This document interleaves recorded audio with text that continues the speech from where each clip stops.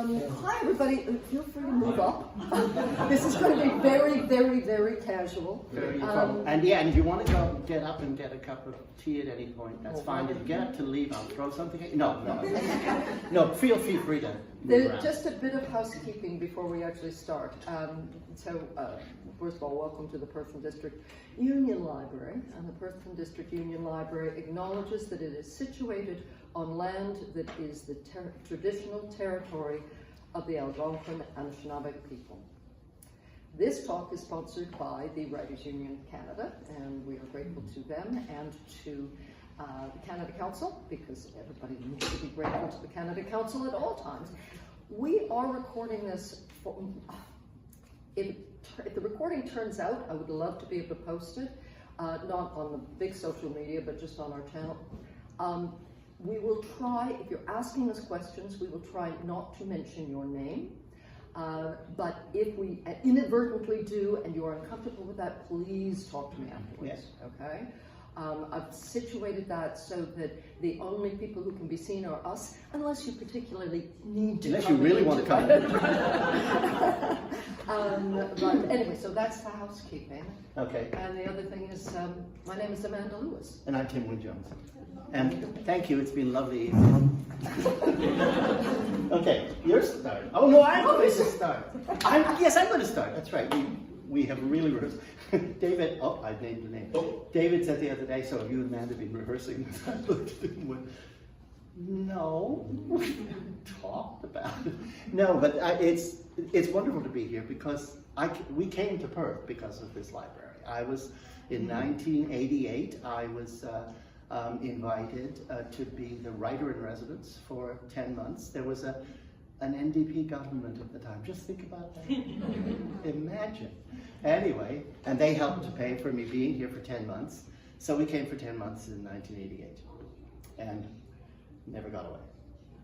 Unfortunately, I didn't keep getting paid for all this. But no, it was wonderful, and it changed our life in a very significant way. And I'll just quickly anecdotally bring that up because a friend of ours and I had gone back. We moved here. We were living out in Brook Valley. People in town had warned us about Brook Valley, and they said, "Oh, you don't want to be out there. They garden with no clothes on." and that just sold the place to us. White swapping hippies. Yeah, white swapping hippies. Oh.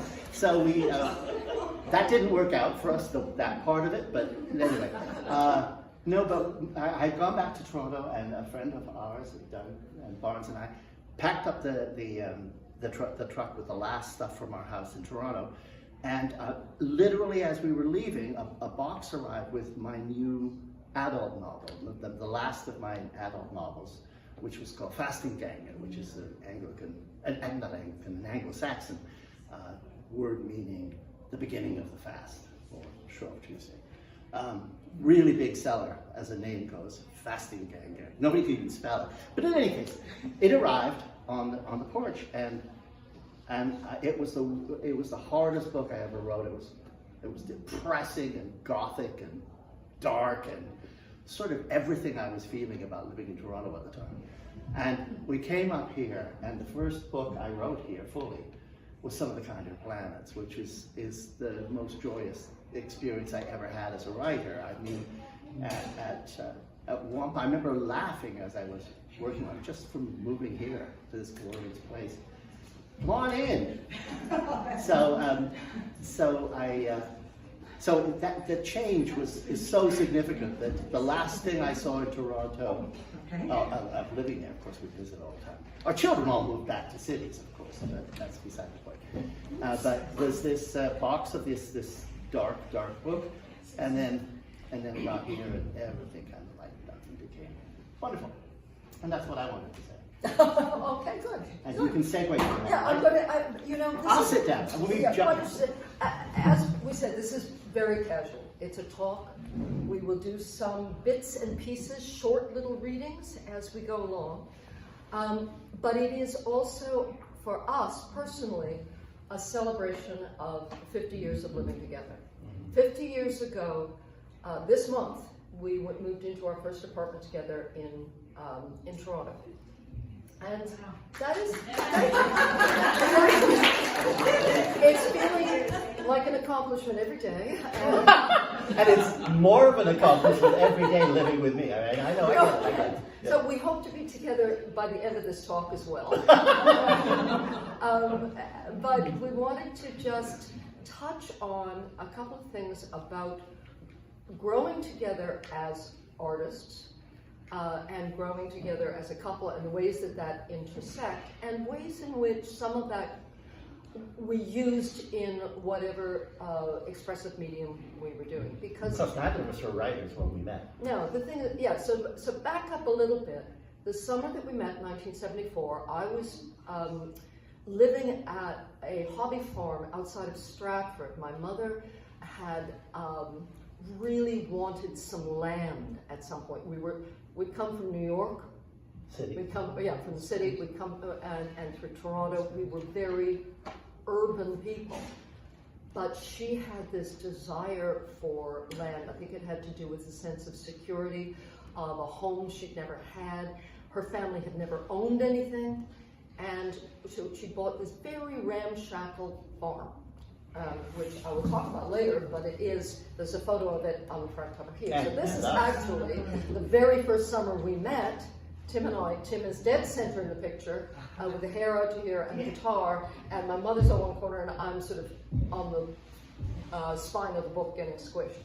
But I was working at my grandmother's bookstore in Stratford. She opened the very first bookstore in Stratford. Which is still there, yeah, my mother was a book designer, so books were always a part of my life. I was looking after a friend's horse, and I was also working at the Avon Theatre at night as a dresser. At that point in my life, I was going to be an actor, because that seemed the most important thing I could do with my life, was to be an actor. I was at York University in the theatre department. And as I said, I was looking after this horse for a man named Virgil Burnett, and Tim was looking after Virgil's house. And dog. And dog. So we met over the house, the dog, and the horse, and Tim had just finished working, doing his undergraduate in visual arts. In visual arts, yeah. So when we met, he was a visual artist who did a heck of a lot of music. Yeah, I played in bands, yeah. And I was training to be an actor. I had studied calligraphy, so I was working a little bit as a calligrapher. But those were the things, the ways in which, come on in, hi, the ways in which we were trying to make sense of the world. Yeah. Because I think that the thing that we shared about, that we saw in each other, and that we have always shared as artists, is that we're trying to make sense of all of this stuff that doesn't always make a lot of sense. And I think that's what we haven't succeeded at all. That's why we're still together. I think is a lot of what artists try to do in any media, is to try to put some boundaries and shapes around the chaos of life. I want to connect into that just very briefly. I'm going to start with the first reading. This is a very semi-autobiographical book called These Are Not the Words. And in this book, it's written in short prose or little poetry prose or some verse poetry. And in this, the character, who is 12 years old, her father is a jazz drummer. Her mother's gone back to school to become a visual artist. And so she has one piece here called Making Sense of the World. Pop says the world makes sense through a beat. He says drumsticks help him to hear. Mom says the world makes sense through the pull and twist of a brush. She says colors help her to see. I make sense of the world with words. They rumble deep in my throat. I shake them with my lips. Sounds swirl on the air into meaning. Words snake down to the pen in my hand, my fingers curl and glide, lines, curves, and dots dance on the page. I make sense of the world with words. But sometimes words gray out. Sometimes words are a broken time signature. Sometimes words won't work. Do the words know me better than I know myself? I only wrote that fairly recently. It says that this book came out 3 years ago.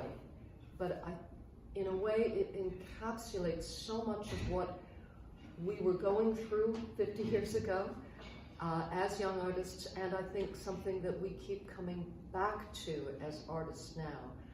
How can we make sense, how can we shape whatever medium we're working in to make the sense we want it to make, and hopefully that will have some resonance with other people. Can I turn that over to you for a little bit? Sure. Okay. I'll think of something. No. Well, yeah, that's that idea of making that I'll talk about that in a little while from a slightly different point of view, but I don't want to get to that yet because it's. Yeah, that was just an introduction. It's okay. When we were out at Flatbroke Farm, which was the name of this property near Stratford. Hi, how are you? Sorry we're late. We interrupt you. That's okay. It's okay. Thank you for coming. I started writing when we were at the farm, and I wrote 50 pages of a novel in longhand. It was called The Roman Invasion of Canada. My mother, because my mother's a book designer, and she always had what we then called dummy books.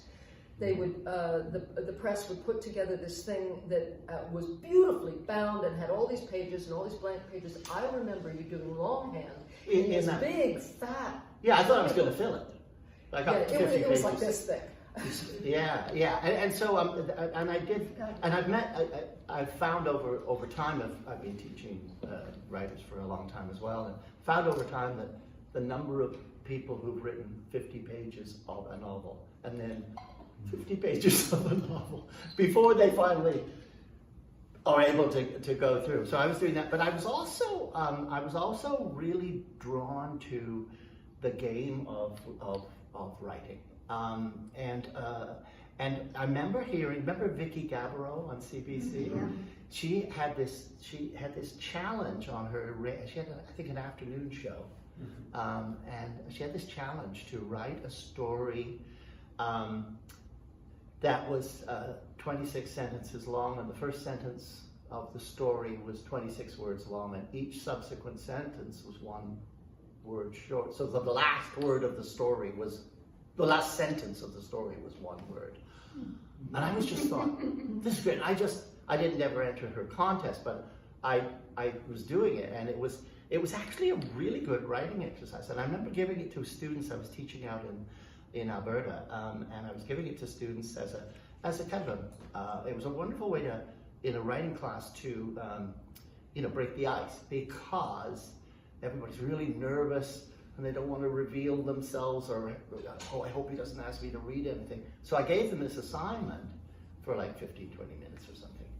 And then they couldn't wait, because their piece was complete nonsense. I mean, it was just, they said, somebody would read they're 26 to 1, and then somebody else would say, you think that's bad? Listen to this. So it did exactly the job I wanted it to do, of getting everybody eased up and not frightened anymore of being in a writing class.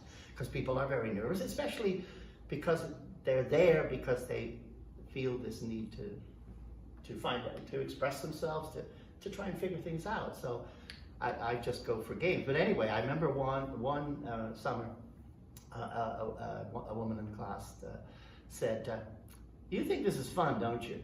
You should do it. And I said, well, I do it all the time. She said, no, you should do a book. And I said, you're on. So I thought, yeah, I've never thought, well, why don't I do a book? And so I started writing a book, and it's a picture book, obviously, because it's only 26 sentences long. It took me 6 years to write, which is far longer than any novel. But I'm just going to read the first few pages of it. It's called On Tumble Down Hill. And there's a wonderful thing about this. The illustrations are by Dusan Petreshik, just a brilliant illustrator. And it was a hard kind of book to figure out design-wise. And he said, no problem. So what he did as far as illustrations go was he didn't have any. No. This has 26 blocks on it. Each page, it opens up. So that the way he put it was, in the last picture, I win. He has the whole illustration. But anyway, I'll just read it. And so I thought, well, it's a bit of a challenge to do this, but I'm going to make it rhyme too, just to make it take 6 years to do. So, there are 26 monsters on Tumble Down. No, that's not true. There are 26 monsters, all much bigger than me and stronger too, with arms that are longer and thicker through, standing like trees on Tumble Down Hill. And I, with Bun on his leash, have come for a walk in the fine evening air, not knowing there might be big trouble there. Bun likes the clover, and I like the view on Tumble Down Hill, so we nibble and scribble till we've both had our fill. Then out of the blue, and to my great dread, a boulder sails by, as big as a bed, just missing my head. My easel's all wobbly, so are my knees, and Bun's got the hiccups. He's as nervous as me. I might as well just read the whole thing. You just go for it. I don't want to leave you in suspense. What's up with them? Oh, 26 monsters sure get in the way when you're trying to paint and all they want is to play. 1 draws on the sidewalk, 2 more start a fight, 3 leap in the fountain, and 4 ride a bike. 5 monsters blow bubbles, 6 roll on the ground, and those that are left kick a tin can around. They scratch up their elbows and scrape up their knees and splash themselves silly, just as they please. They are knocking around with such devil-may care, I doubt they would notice if I was not there. Yes, leaving seems prudent, sensible, good, and I doubt they would notice, but maybe they would. And maybe they'd chase me just for the thrill, around and around, tumble downhill. So it's best not to move, and it's best just to paint. It's much better to paint when you're scared than to faint. And it's good when scared not to do too much thinking. There's work to be done and the sun is sinking. So I paint those monsters right out of my head. And when I look up, the monsters have fled. Vamoosed, skedaddled, they've cleared out of town. Well, do you see any monsters around? Hooray for art! Hooray for Bun! What's that you say? They haven't gone? They're there? No way. Where? And if you look very closely, they're in all the clouds and trees. And there's 26 of them. Anyway, so playing with words.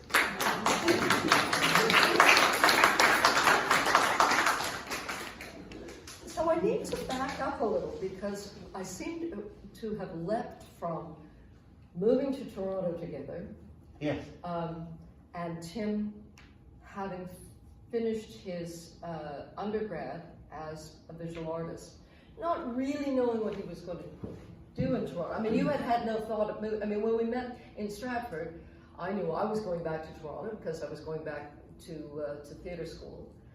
And then you told me that I was coming too, and so I went, okay. Yeah, and I kind of left it up to you to figure out what you were going to do in Toronto. Well, and I ended up working for a publisher, Yeah. Designing as a book designer. Yeah. I had a full-time job for a year. Yeah, That's as much as I could handle. But it was great because I was behind the scenes and I sort of knew about that world, and the care that the editors put into their work, and the care that we did trying to design books, and while I was there, I ended up writing my first novel. Yeah. So I think we've all lived long lives, but one of the great things is when you can take sections of your life and layer them into whatever that next phase is going to be. I mean, we didn't know. And in those days, you could actually be in Toronto on very little money. Oh gosh, we had so little money. That first apartment on DuPont was $110 a month. I remember that vividly. But it was all separate rooms. It was 4 rooms, but none of them connected. And they all had a lock, so you had to, you had to unlock your bedroom door, go to the bathroom, and unlock. That was crazy. Yeah. But meanwhile, I was a very serious theater student, and really very upset all the time and anxious because acting was what I wanted to do, and it was probably a good time to be in that world. There was a lot of exciting stuff going on in There Toronto. was a lot of exciting experimental stuff. theater. But Tim was helping me learn to see things differently, visually. I mean, I had enough sort of visual arts background that that was something we shared. But there were things like, because I'd fallen in love with you and you loved Mahler, and I'd never heard Mahler, so I remember going into the York Library, to listen to all of Mahler. Oh God, that's terrible. Oh, I know. I didn't even know this.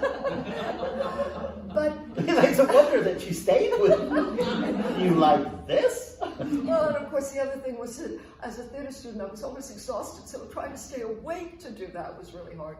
But it meant that the things that Tim had studied and knew about were influencing me as a theater student, and then eventually me as a calligrapher,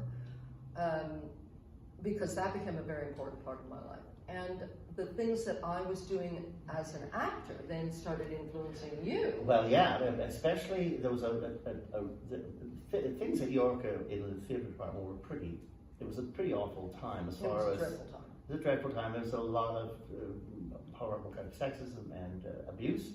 Yeah. And that seemed to be de rigueur in the theatre world at that time, or at least at York. But there was one wonderful director who you liked a lot, and he met me, and I liked him, and he liked me, and he was quite a successful director. And I thought, I'm going to write a play, and Malcolm will read it. Malcolm Black was his name.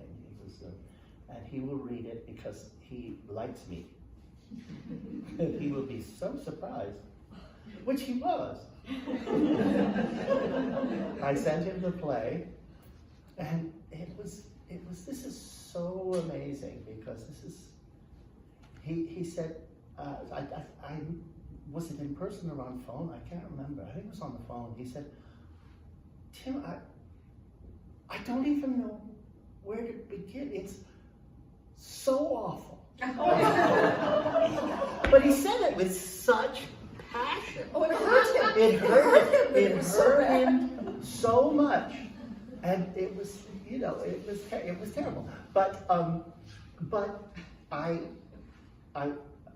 took it in, and then I wrote him a letter to thank him, but I made it into a piece of art, and I mailed it to him, and he got back to me immediately and said, "This letter is beautiful.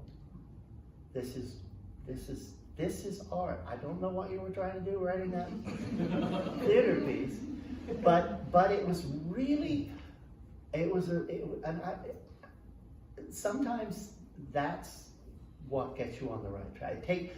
And the point was, I knew he liked me, because it's so often you think that person doesn't like me, and that's why they feels like personal rejection. Yeah, it's a personal rejection. It was not. It was definitely not. And so you go, okay, not plays. Not right now, although I did go on to write a lot of radio plays for CBC. That became a regular gig. Oh, and when that stopped and Maddie was born. Well, yeah, so let me just leap into that. Of course, because we were changing each other as artists and creative thinkers, but then there was this major change in our lives because Tim did write a book, and Tim won a huge award. It was called the Seal First Novel Award. And the Seal First Novel Award existed for what, about 7, 8 years, something like that. Anyway, hit the zeitgeist just right. And he won, and it was a great book. Oh, well, you wrote it when I left you. That's right, yeah. Which is also an important part in any relationship. No, I didn't know if you'd left or just left for the summer. And I didn't know either. I She just knew I left for the But summer. it was great. She got a drive away, what was it, a Camaro? Or A drive-away Camaro. and out drove of to Detroit. California. Yeah. It was like one of those, she's delivering the car. And I had family in California, and I wanted to go out and see them, and I needed some space. At this point, I graduated This theater is 6 school. years into our Oh yeah, I graduated theater school. I was working as an actor sometimes. I was a lot of not working, because the thing about being an actor is you spend so much time not doing it. And I found it really hard to figure out what on earth was my identity. If I'm an actor and I'm not acting, not at auditions, I don't have anything coming up, what am I? Yeah.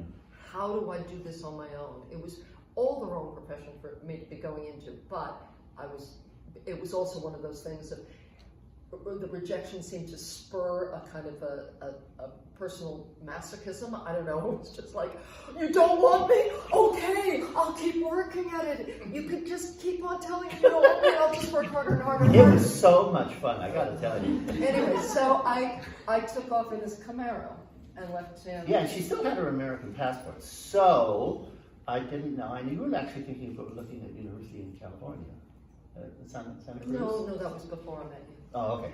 But anyway, so she did that, and I had just finished my master's at York in visual art and hated Oh, it. okay, yeah, so another jump. So he then decides to go to York and does his master's there.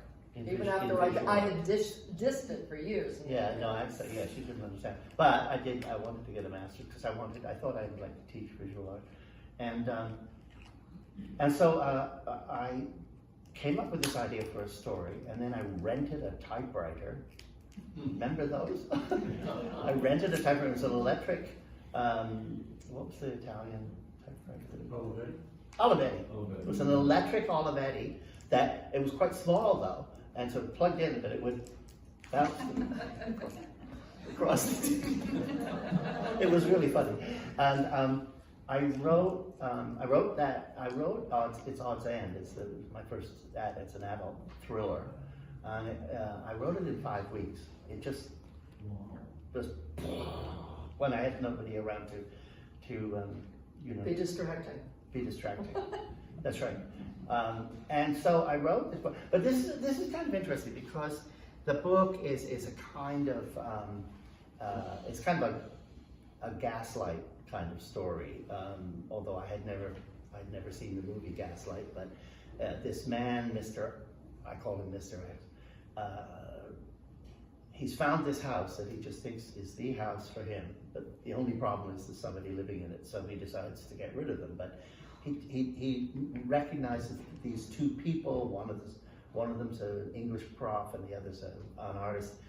That he observes them and realizes they're really screwed up. So he thinks he'll just psychologically remove them.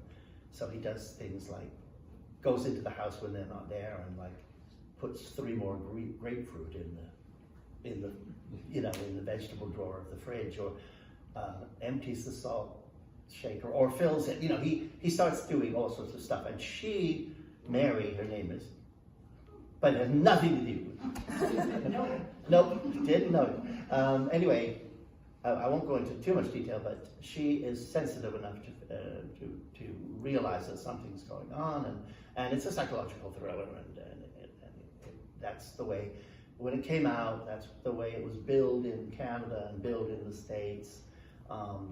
And when it came out in England, and so it was all that hype talk, a thriller, you won't believe the way it is, blah, blah, blah, all that stuff. And when it came out in the States, in England, I mean, the first review I read, the first sentence was, Odds End is the story of a failing marriage. And that was like because that's what was, so I had written this fantasy. I didn't ever once think of it in terms of the fact that Amanda and I were, going through this phase.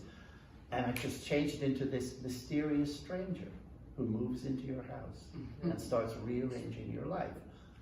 Sounds like breakup to me, but luckily I didn't think of that, or I'd have written the most awful, boring, trite novel instead of a thriller. But we didn't. We didn't bring it. No, you came back. Well, I came back on your birthday. I realized I couldn't not be with you on your birthday. Oh, that's so sweet. It was sweet. Anyway, and he'd written this book and he submitted it to the contest, and we were waiting to hear, and we thought it would be wonderful to have a cottage by the sea and all of these things. And the contest, if he won it, was going to come with a chunk of money. And I said, well, if he wins the contest, we'll go to the cottage by the sea and I'll have a baby. I didn't think he'd win. So I kept She had a lot of faith in I kept up my end of the bargain. We had a baby right away. It was called the Seal First Baby. Seal First Baby. Otherwise, and it did then change everything. And anybody in the room who has children in their life will know that it changes you as a person, and it changes a relationship rather drastically. And at that point, I thought, well, it's fine. I'll have the baby, and when I'm in a show, Tim will look after the baby, and when he's writing a book, I'll look after the baby. And it didn't work that way at all. But you had a directing gig that, and that was going to start right when you had the baby. No, like literally just had the baby. Like that's going to work. Yeah, it didn't work. Yeah. And it didn't work for me because I needed to be with the baby for a lot of reasons. But it then changed the dynamic in an interesting way. Tim became the one who was going out and really bringing home some money, because suddenly it was very important. I mean, the Seal First Novel Award gave us a couple of years where things were okay, but then Tim had to go out and get some work because there was suddenly a second baby. And so Tim, then not all writing makes money. Not all writing makes, I mean, having won this big award, that was it. No, it's the film rights were sold. It was made into a movie in France instead of in Nova Scotia. And so there was, there were all sorts of bits and pieces. And I had regularly writing for CBC Radio, but then that fell through, and suddenly we had another baby. And so my brother-in-law got me a job with Northern Telecom in their, you don't know this side of it. in their department of their media department. Public relations. Something like that. Yeah. And I had to wear a suit. I just think that. And work out in Mississauga. And it was in Mississauga, so I drove out with two other guys who worked there. Suddenly, I had, pass, every door had a pass key to get in, and I did this month-long contract. And I thought, well, this is good. It'll be good information. I might be able to write a thriller about working for a multinational telecom. But it was so boring. I was at home with the two babies mostly. I was doing some calligraphy in odd hours when I could, because I was. Yeah, you were building up your calligraphy business at the time. And I think I was working at Waterloo as a calligrapher at that point. But anyway. Yeah, you were. Yeah. But anyway, after a month, I came home, and this is another important step along this rocky path. I came home, and on the last day, and I said, well, they've offered me another contract. And the guys I drive in with said, that's how they work you in. You're good to go.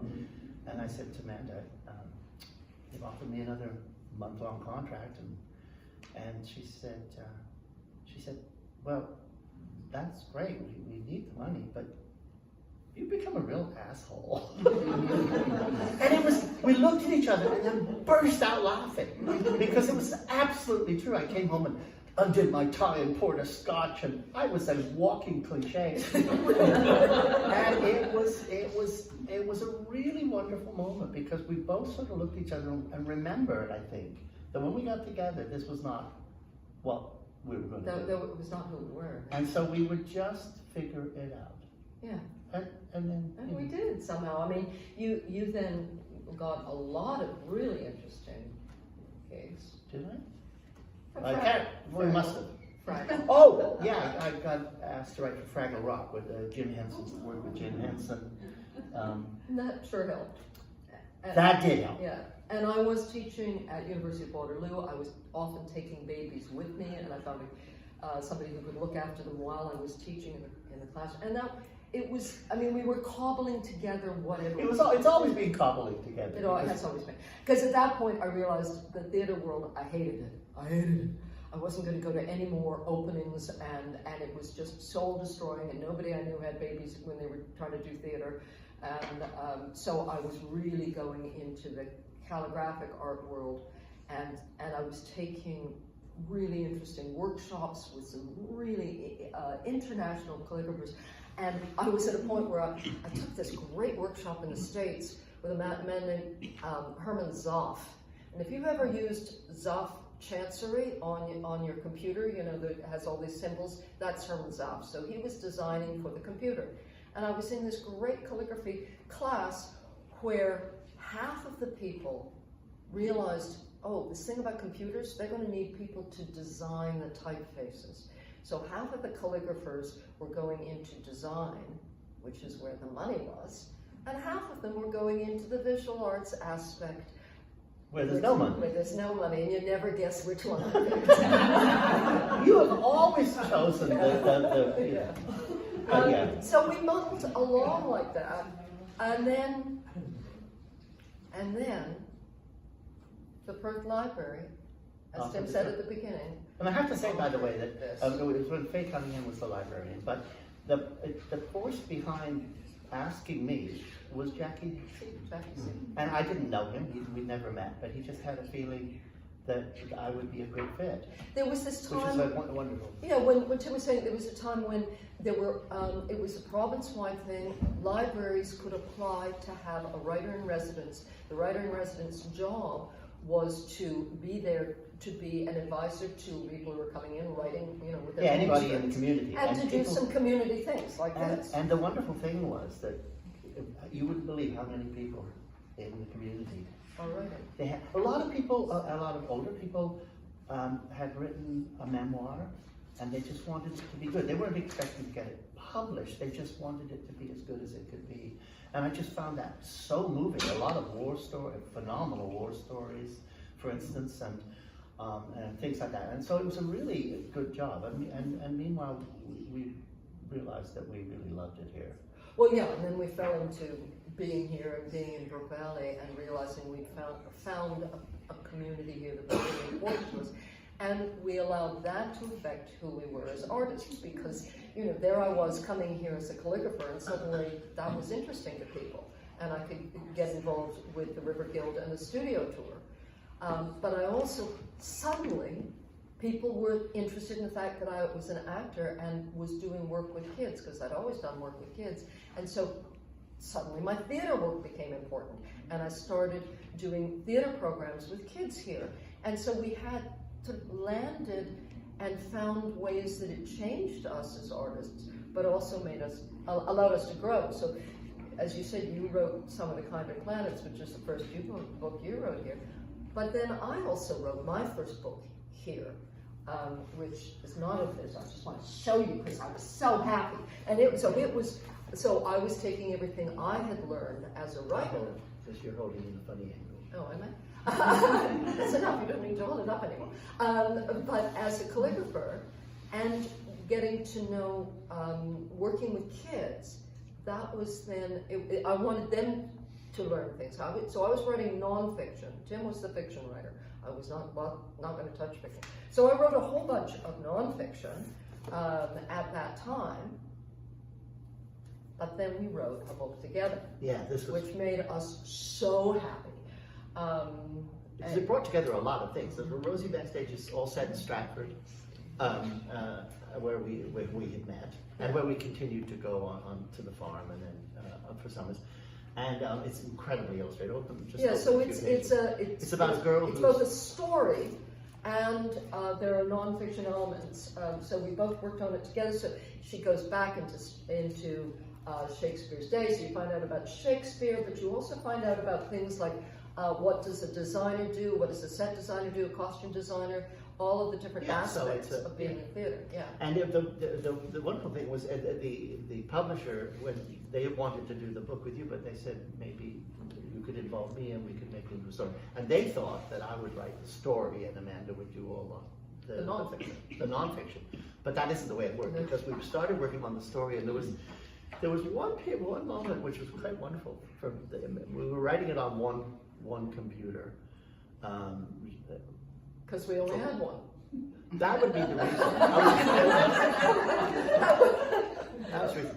But I remember there was this passage, we weren't sure what we were going to do with this part of the story, and I was thinking about it, and Matt was thinking about it, obviously, and then one day I'm making lunch, and I went, oh, God, and I go rushing into the room and get the computer up and running, and I go to that place, and it's all there, exactly what I'd been thinking. Amanda had already written it. It was like, without talking to each other, we were so on the same wavelength, but it was really fun. And it was a great book. It's really fun, because this girl, the idea is that the girl's mother is a costume designer? No, what does she do? I've forgotten.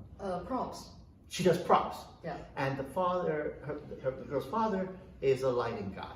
So he's spending the summer touring with a rock band doing the lighting, and she's staying with her mom in Stratford. So we realized we had potentially a gold mine, because what could they do next? Maybe next summer she goes with her dad on a rock tour. I still think we could do that one. Well, the thing is that the publisher didn't. Oh no, we were going to do the circus. Circus Life.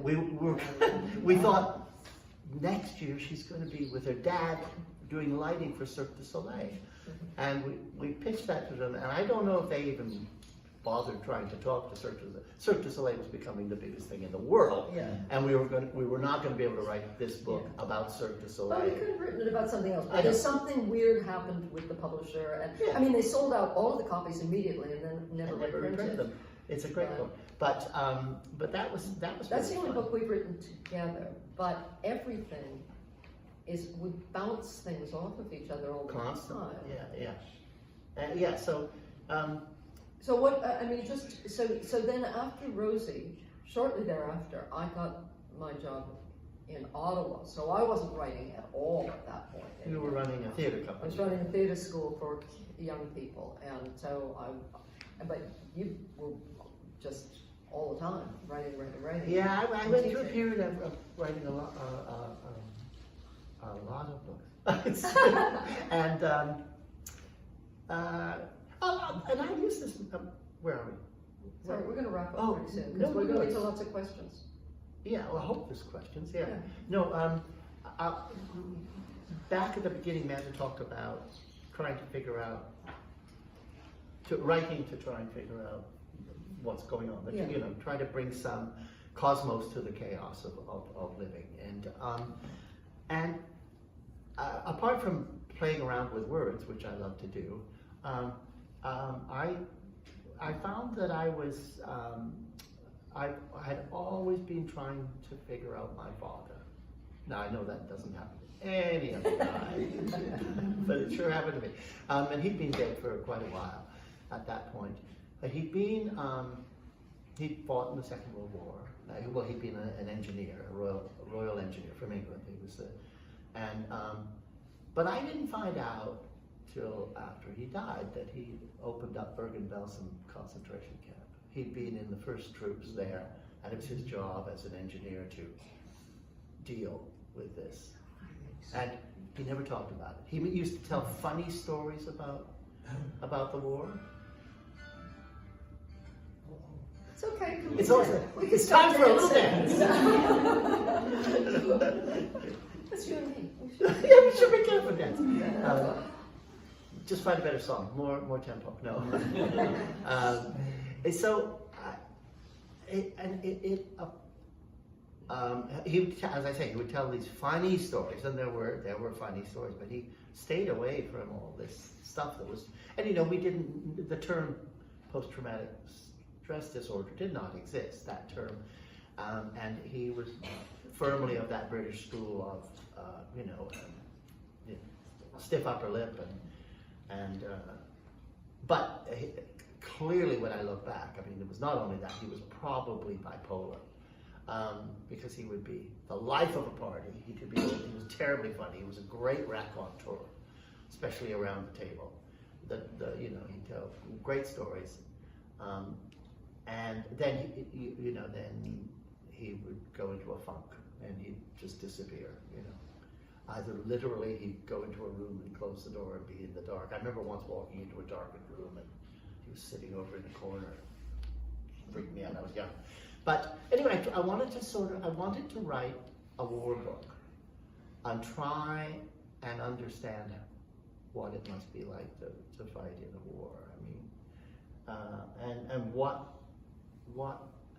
I wanted to write a book about him without it being autobiographical. And I decided that I couldn't do his war, i.e. the European war, so I moved it to the Pacific, which I knew nothing about. So that was really interesting.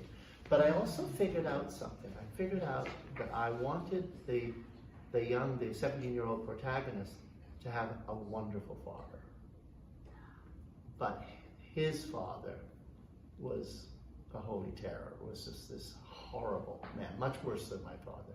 And it was a way of trying to get at this, and it's a book. It's my favorite book. I mean, it's not my most successful book, but The Emperor of Any Place. It's because it took so long to figure out, and I finally figured out what war was in some small way, or at least in a way that I could begin to understand and lay this to rest.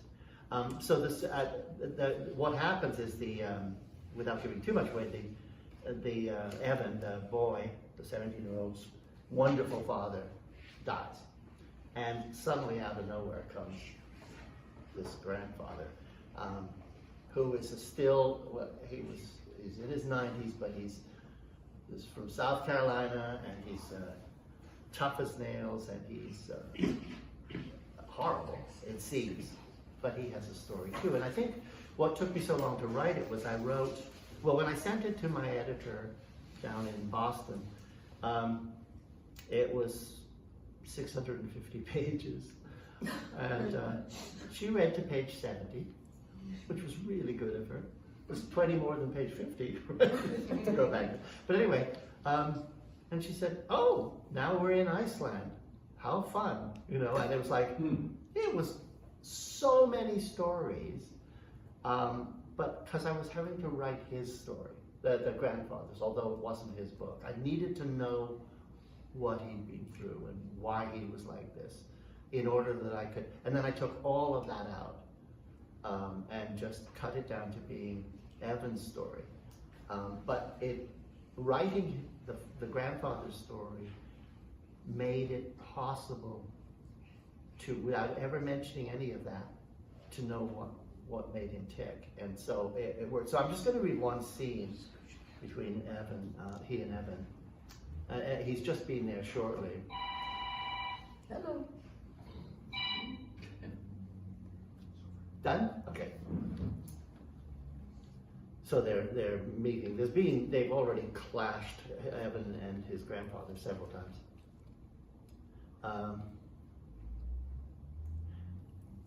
Okay. Griff levels him with an expert marksman's gaze. Y'all do. Y'all know exactly the hell what I mean.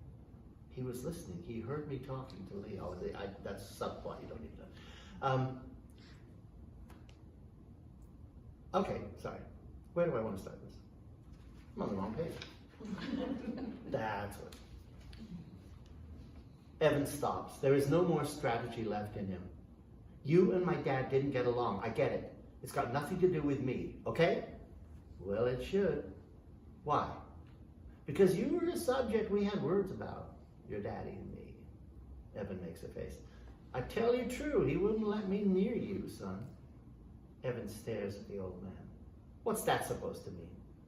Exactly what I said. I tried to see any number of times. Oh, really? Says Evan. But it's the kind of really you say when some kid at school tells you they drank a 2-4 and washed it down with a 30-ouncer of Grey Goose. It's the Lord's truth. That's sure not how Dad remembered it. I can just bet it isn't. But the truth, well, that's another matter. Is that right? Damn straight. It's bigger than the stories people tell themselves, bigger than the lies they live with. So out with it. What did your daddy have to say? Even Evan can't stop himself. When he wrote to tell you I'd been born, you didn't even reply. There you go, says Griff. Ancient history again, but a perfect example of what I was saying there about the truth. Perfect. His eyes are all sparkling again. Maybe he didn't tell you what exactly was in that letter of his announcing your joyous arrival into this harsh and inhospitable world. Yeah, there was a letter, and yeah, there was a picture of this ugly little critter with a knitted hat on his bald head. Jesus! Oh, don't get your shorts in a knot. Every newborn is plumb ugly. Something only a parent could love. That's not the point. There was the picture and the good news that he wanted you to have the family name Clifford Evan Griffith IV. Why, it might have been a letter of reconciliation, except for the part in the letter. Let me see if I can recall the exact words.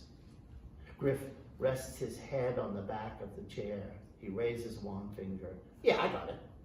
Your daddy wrote, and I quote, "My fondest hope is that this beautiful boy will grow up without the tyranny that shadowed my childhood, knowing he is free to have his own thoughts and follow his own dreams."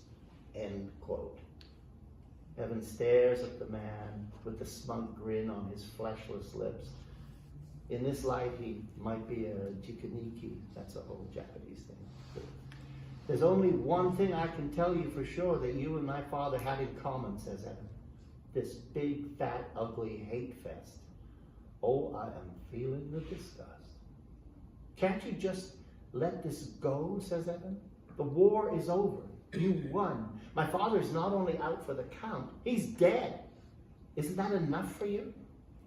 For just an instant, Evan almost thought he saw a flicker of something in Griff's eyes. Something like confusion, like maybe nobody had told him the war was over.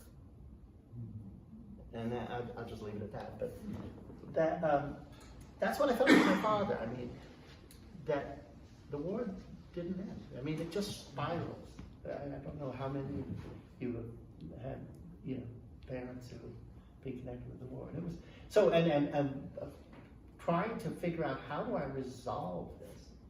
It's not going to be Disney, It's not. Gosh, Granddad, you're great. That was not going to happen. But what does happen, I think, was for me a really important reason for writing the book. I mean, it was a hard book to write, but I'm really glad to do it. And there's a couple of things I want to pick up on in there about, again, using one's own stuff, one's own biography. You take bits and pieces of either facts of your life or the emotional content, the difficulties that you are experiencing, because those things are universal. The arguments with parents, the understanding that a parent has had a trauma. How do you work through those things? How do you resolve them in your own life? And as writers, I think that's something we do share, is we both sort of dig into who we are to find some of those things. All of our writing starts from some personal base, which is, not everybody does that. It just happens to be the way we work. So we have a lot that we can share about that. It also makes us somewhat difficult when we are going through the early stages of a book, because we're going through all of those things and we're not always easy to live with. Oh, that's true. Yeah, I hate first drafts. Yeah, but that book was a big renewal for you. And what had happened was, I was working in Ottawa, as I mentioned before, and I was falling apart because of that particular job. I wasn't doing any calligraphy. I wasn't doing any writing, certainly. I was doing a lot of theater, but it was mostly that I was directing kids, teaching kids, administrating the school, and dealing with a not-for-profit charitable organization that was going down, that was tanking. And I needed to take a year off, and I thought both of us needed to take a year off. We couldn't take a sabbatical in the sense that we had no money, but we cleared our debts, and we thought, oh, okay, well, we could just go away for a year and go into a massive amount of debt and deal with it afterwards. So we went away for a year, and it was about renewing ourselves, I think, as a couple in a way too. Yeah, we were okay, but but our kids, we were empty nesters at this point, and we were not sure what the next phase of our life was going to look like. Yeah. And I don't think we were sure what the next phase of our life was going to look like as creative artists. And we had this time away when the germ of that book started, right? Yeah, yeah. And I started writing a historical fiction about the Second World War. Do you have that book over there? I do. Because it was great, because Amanda,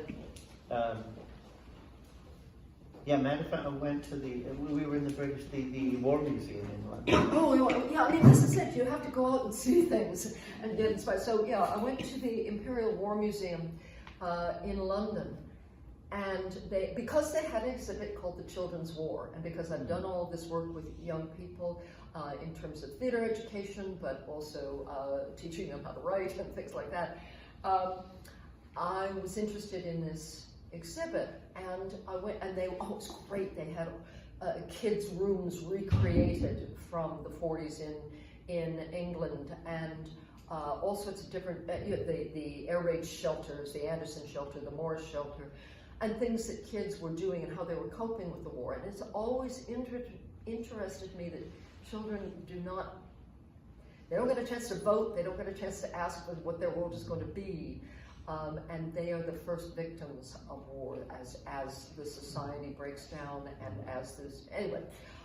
The end of this exhibit, there was a photograph of a group of boys standing on the edge of a ship, and they're all in these oversized clothes, and it looks so strange, and there's a bunch of sailors behind them smiling to beat the band. And the caption was, "Children return from the dead." And I wanted to know more, and it told me a story about a group of children that were on their way to Canada during the Second World War, whose ship was torpedoed. And what happened, it was a luxury liner, it was like a Titanic story. Nobody thought the ship was going down, and it did, and a lot of the children died.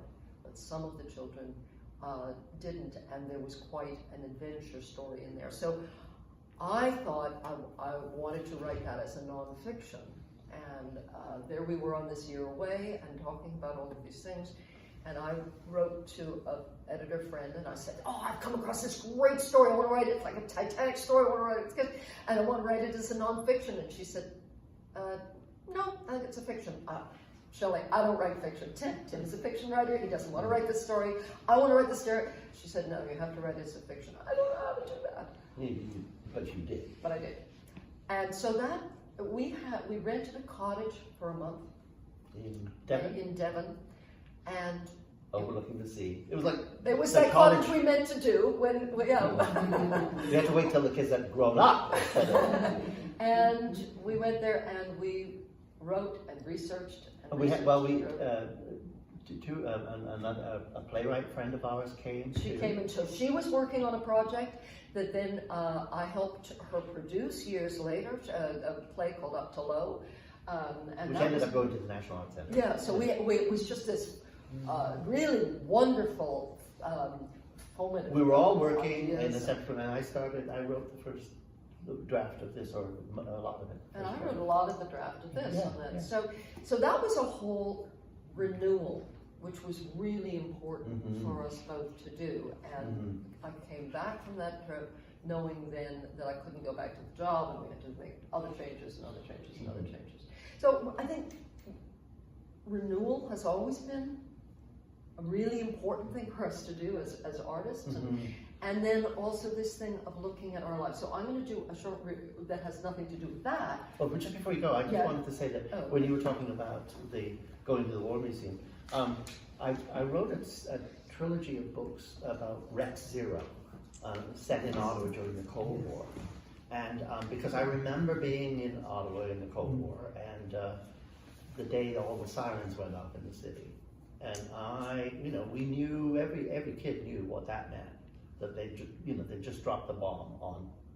That's what we thought. I don't remember any parents giving us any information. I remember I was halfway home and in a park on Fairmont Avenue, west end of Ottawa, walking up, and there was a park there, and these sirens went off, and I just looked around, and I just sat down and waited to be obliterated. And then when I didn't get obliterated, I went home and had dinner.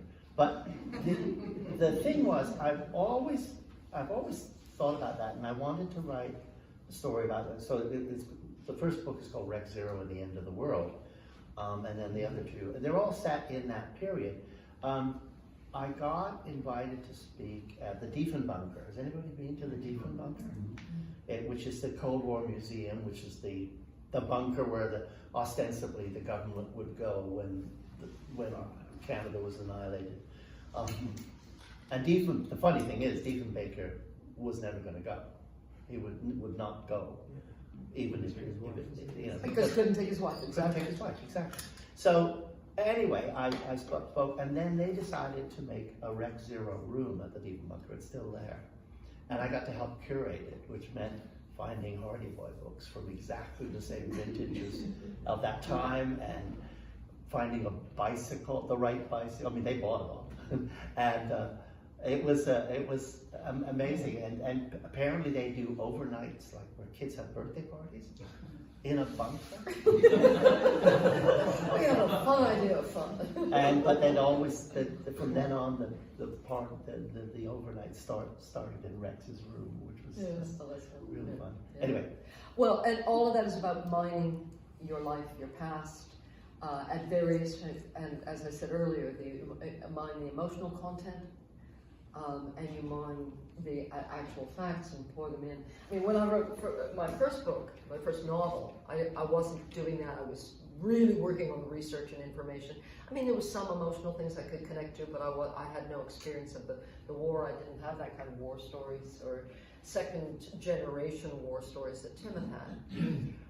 But in my more recent books, I've been really working on using aspects of my life. So I wanted to, because I mentioned this earlier, Focus, Click, Wind, which is about a girl, a 17-year-old girl who is fighting the Vietnam War.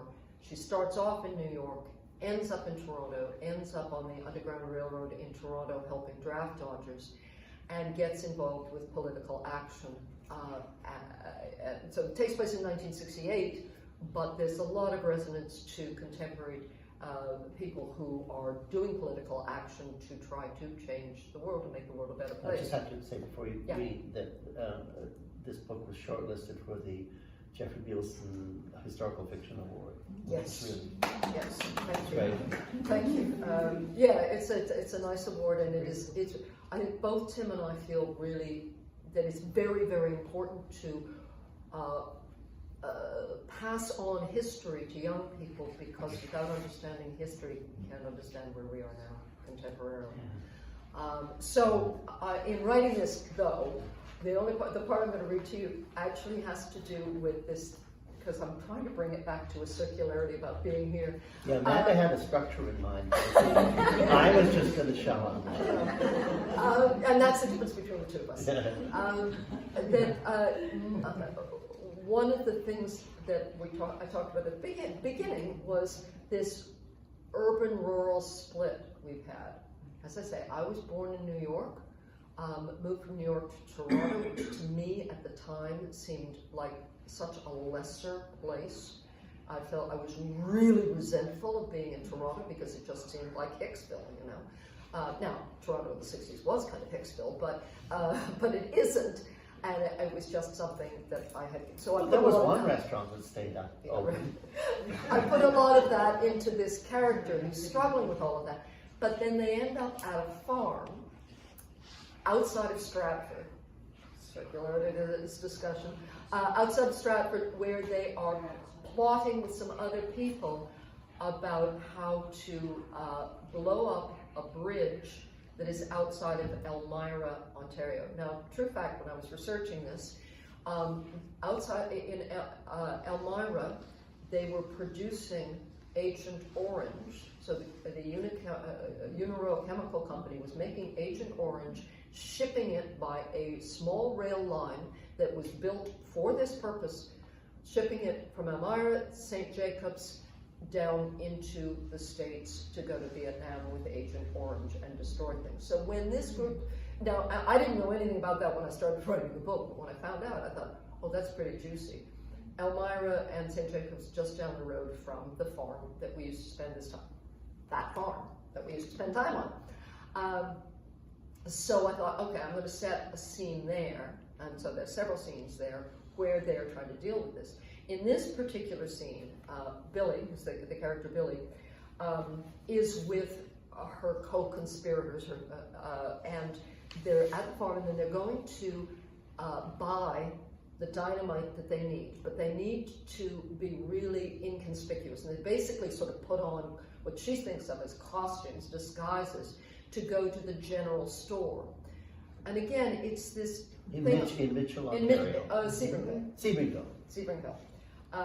So again, for me, it's that struggle between being an urban person and, in this case, she's really looking down her nose at rural people, but it's a mystery to her, this world, and she feels she has to, put on the costume and go. So she's there with Martin, and their task is to buy this dynamite. Which you can buy at the general store in Sebringville. Yes, you can. And in order to research how you would blow up the bridge with that dynamite, there's a number of people around here that I asked about how to do that, but they didn't want to be mentioned. The radio was playing the noon news when they entered the general store in Sebringville. The farm report. Something about hog prices. The body count here is strictly in pork. Rough wooden planks creak with every step. Billy's on high alert as she and Martin negotiate the warren of shelves. She's aware of every tromping step in her oversized rubber boots. She picks out a new enamel wash basin and a bar of Sunlight soap. Martin selects blue checked handkerchiefs, thick red socks, a handful of 2-inch nails, and a mousetrap. Random items that look purposefully laid out on the scuffed wooden counter. A red-headed, pimply-faced boy scoops the nails into a small paper bag. His hands pause beside the huge cash register. Would that be all? Maple syrup? Billy smiles flirtatiously at the teenager to cover her nervousness. He turns pink. Have you got a gallon of maple syrup? Over there? He points. She can hear him trying to control the crack in his voice. She heads down the aisle, takes a deep breath. Oh, and what about the dynamite, honey? She says breezily, aiming her voice back at Martin. I thought you were going to blast that huge boulder out of the hayfield. Her legs are shaking. The lines are rehearsed. They sound incredibly fake. She's sure the boy will know she's lying. She returns to the counter with the maple syrup and a smile. Oh yeah, Martin mumbles. A box of dynamite. 12 should do it. So just trying to channel some of my own awkwardness coming to... When you buy dynamite. my own awkwardness coming into urban environments. When we first came here, the wonderful St. James hardware store very much had those wooden floors still. James Brothers. James Brothers, that's right. Wasn't St. James, going to be St. James. That's the church. But James Brothers, and that not that dissimilar a time, right? And every small town had that hardware store. Sebringville is a really small town. You know Sebringville probably, don't you? Yeah, that's the old stomping ground, I think. Anyway, using what one has. Now, do you have something you can read from Snow White, or are we sort of, I think we're at the end, because there's one last thing I want to do, just a very quick. Go ahead, do it.